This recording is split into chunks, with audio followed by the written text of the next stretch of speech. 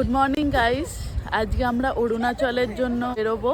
Hotel থেকে এই just check out করছি। কালকে হোটেলটা তো ঘুরে দেখানো হয়নি। হোটেলে এরকম একটা সুন্দর পুল আছে, যদিও আমরা নামতে পারলাম না। রুহি দেখে এক্সাইটেড হয়ে যাচ্ছে। চল আয় বাবু, দেরি হয়ে যাচ্ছে।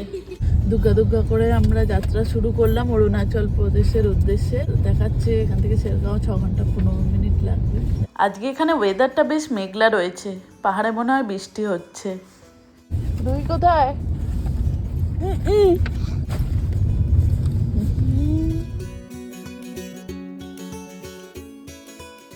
আমরা এখন ব্রহ্মপুত্র নদীর ওপর দিয়ে যাচ্ছি।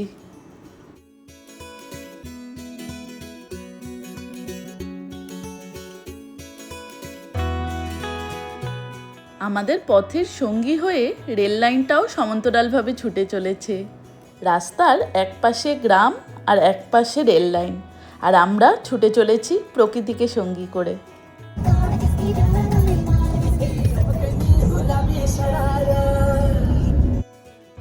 আজকে আকাশটা কি সুন্দর লাগছে, মেঘগুলো যেন গল্প লিখছে আকাশের ক্যানভাসে।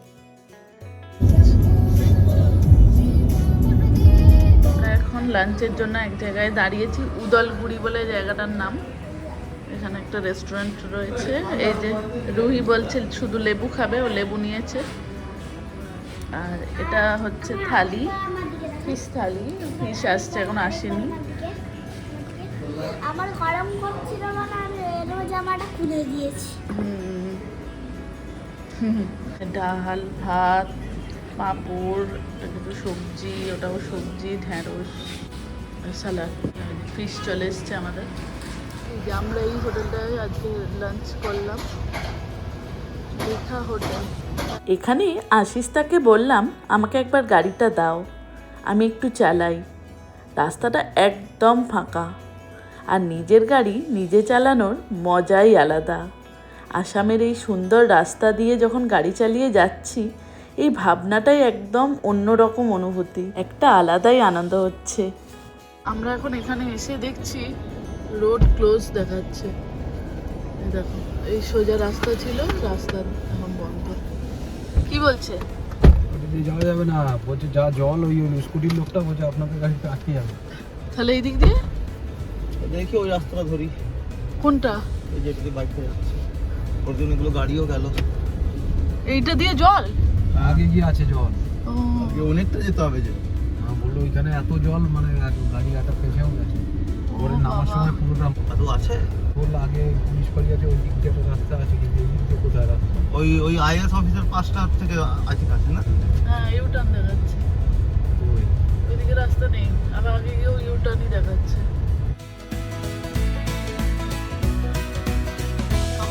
কাছে নিয়ে যাচ্ছে। হ্যাঁ, আমরা আসাম ঘুরতে ঘুরতে যাচ্ছি।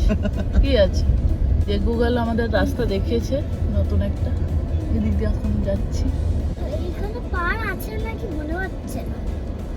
এখানে পাহাড় আছে কিনা মনে হচ্ছে না, না? আর একটু পরে। এখন দেরি আছে। ডোন্ট টেল মি কি শেরগাঁওয়ে পাহাড় নেই। শেরগাঁও পৌঁছে গেল। এইটা শেরগাঁও, পাহাড় কোথায়? জিওর নেটওয়ার্ক কিন্তু মরছে, যাচ্ছে আসছে, মরছে। এটা তো আউটস্কার্ট না, অনেকটাই মানে ভেতরে গ্রামের। নবোদয় বিদ্যালয়। এই জায়গাটার নাম গোলমা গাঁও, দারুণ লাগছে। দেখো, এটা হচ্ছে ভুটান, ওই দিকটা।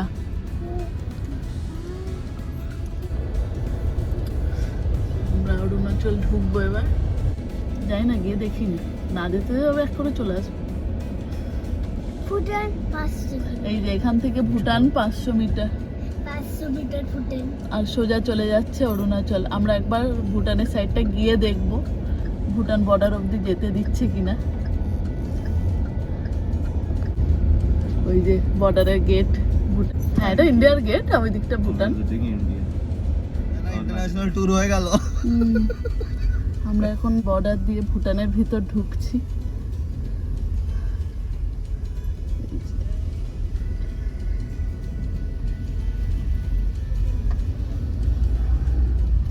এই যে এটা ভুটানের গাড়ি। Welcome to India. এটা যাওয়ার সময় তুলবে।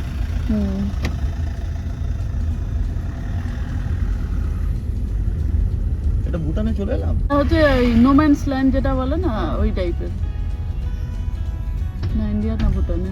আচ্ছা সূর্য ঢুকছে না কেন? এই যে আমরা এবার ভুটান ঢুকবো। এইটা হচ্ছে ভুটানের। এখানে আবার পারমিশন লাগবে কিনা জানি না। না এখানে কোনো পারমিশন নেই, কই লোকজন তো নেই। এই তো ওখানে তুলবো, এসে তুলবো, আগে ঘুরে নি। আমরা ফাইনালি ভুটানের মাটিতে পা রেখে দিয়েছি। এখানে সামনে পারমিট করাতে হলো, তো পারমিট করালাম। ওখানে ভিডিওগ্রাফি অ্যালাউ ছিল না বলে করিনি। কান্ট্রি এটা অন্য দেশ।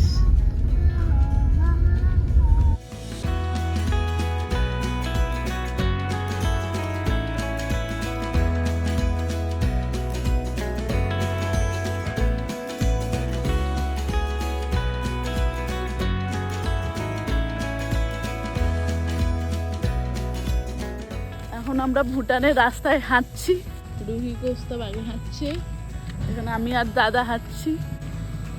এখানে আগে কি আছে, বেশি দূর তো যাওয়ার পারমিশন নেই এই মুহূর্তে, তো কিছুটা গিয়ে আবার ব্যাক করতে হবে। দেখছি ওই ওপরটা অবধি গিয়ে দেখবো কি আছে, আবার ব্যাক করে চলে আসবো। ভুটানে আমরা এই ব্রিজটা পর্যন্ত যেতে পেরেছিলাম। এই ব্রিজটা ক্রস করে ওপারে যাওয়ার পারমিশন আমাদের ছিল না। কি সুন্দর লাগছে বলো তো বাইরের ক্লাইমেটটা। আমরা এখন ভুটানের দিয়ে যাচ্ছি। আমাদের পারমিশন ছিল 500 মিটার পর্যন্ত ঘুরে দেখার, তো আমরা সেই অভিজ্ঞতা নিয়ে 500 মিটার ঘুরে দেখে আবার ইন্ডিয়া ব্যাক করছি এখন। কিন্তু আমি মুরগি দেখতে পেয়েছি। তাই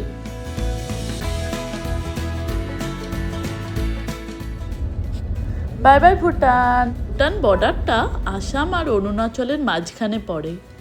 আমরা অরুণাচল প্রদেশ ঢুকে গেলাম। এই যে পাহাড় শুরু অরুণাচলে ঢুকতেই। আর নেটওয়ার্কও গায়েব। কোনো নেটওয়ার্ক নেই এখানে।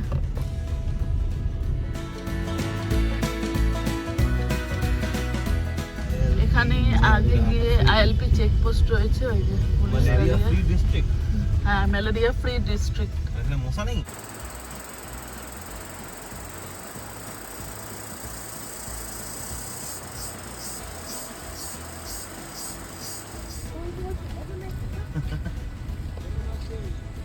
ভালো। যে কেমন আছো, ওই ওয়েস্ট বেঙ্গলের নাম্বার দেখেছে। ফাইনালি আমরা অরুণাচল প্রদেশ ঢুকে গেছি, আর ঢোকার সাথে সাথেই দারুণ একটা হাওয়া, পাহাড়ের হাওয়া।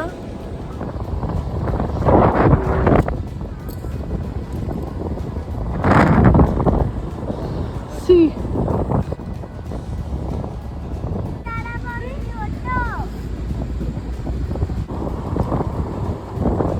আর এই যে রুই সানরুফ খুলে দাঁড়িয়ে পড়েছে, দেখতে দেখতে আমার যাচ্ছে। তো পা ব্যথা হয়ে যাচ্ছে, একটু নিচে করছি তারপর মাথা, আমার পা তো ব্যথা হয়ে যাচ্ছে দাঁড়িয়ে দাঁড়িয়ে, সিটের উপর দাঁড়িয়ে তো এই জন্য। তাই হ্যাঁ ভাল লাগছে। হ্যাঁ হ্যাঁ। হ্যাঁ হ্যাঁ, আর বৃষ্টিতে ভিজতে ভিজতে যাচ্ছি।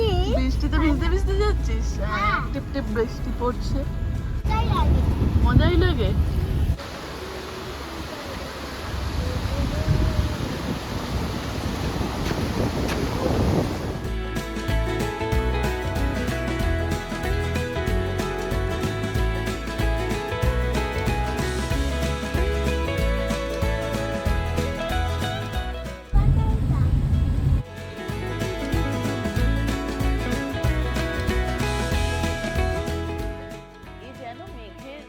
প্রবেশ, চারিদিকে সাদা সাদা মেঘ, ধোঁয়ার মতো আর মায়াবী আবহ। দেখো সবাই একে একে এত ঠান্ডা লাগছে, এখনো উঠলোই না পাহাড়ে সেরকম, এখন থেকে ওর ঠান্ডা লাগছে। শেষে গামছা জড়িয়ে বসে আছে।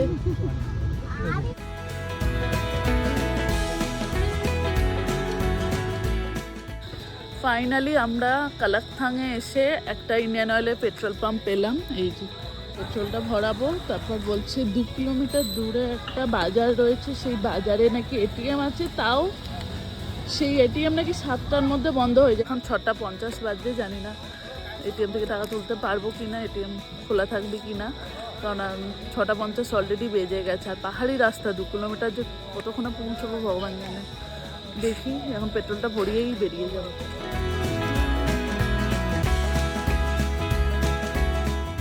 মাটির রাস্তা, ও সব রাস্তায় দেখো, তুমি ওকলেটার দেখলে কি বলবো? ওকলা আরো ওকলে 1 কিলোমিটার দেখাচ্ছে এখান থেকে। এখান থেকে ওকলে 1 কিলোমিটার। হ্যাঁ, ওই রাস্তা দিয়ে বোনা। ওই রাস্তায় ও অ্যারো করে রেখেছে যার জন্য ভোট দিয়ে। ওটাই, রাস্তাটা খুবই খারাপ। মতলব পুরো কাদা মাটির রাস্তা। মাটি না, এই শক্ত পাথর আছে। এ বাবা, এবার এদিকে নিচে নামবে নাকি? এরকম ব্রিজ রয়েছে, ছোট একটা ব্রিজ। জায়গা হোমস্টেতে পৌঁছে গেছি, আর এটা হচ্ছে আমাদের হোমস্টে রুমটা।